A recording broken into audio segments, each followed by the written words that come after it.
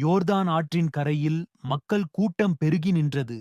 யோவான் வழங்கிய திருமுழுக்கை பெற அனைவரும் ஆவலுடன் காத்திருந்தனர். ஒவ்வொருவரும் தங்கள் பாவங்களை மனந்திரும்பி புதிய வாழ்வின் வழியை நாடி வந்திருந்தனர். அந்த நேரத்தில் கூட்டத்தைக் கடந்து ஒருவன் அமைதியாக முன்னே வந்தான். இயேசு.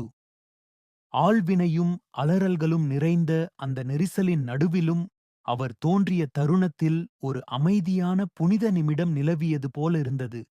மக்கள் எல்லாரும் திருமுழுக்குப் பெறும் வேளையில் இயேசுவும் ஆற்றில் இறங்கி நின்றார்.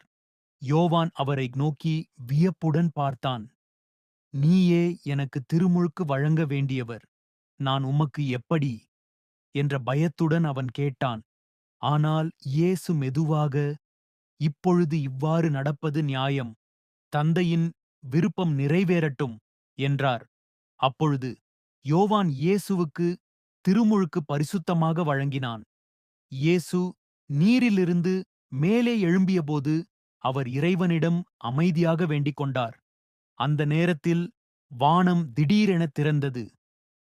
அந்த திறந்த வானத்தின் ஒளிக்கீற்றிலிருந்து தூய ஆவிப்புறா வடிவில் மெதுவாக இறங்கி இயேசுவின் மேல் தங்கி நின்றது.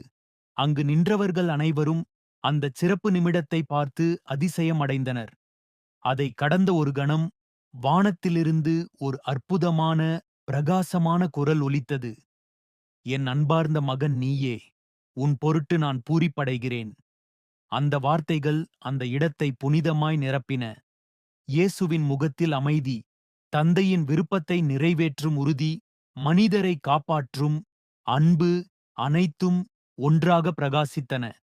அந்த நாள் அந்த வானத்திற்குத் திறந்த தரிசனத்துடன் உலகம் மாறிய புதிய பயணம் தொடங்கியது.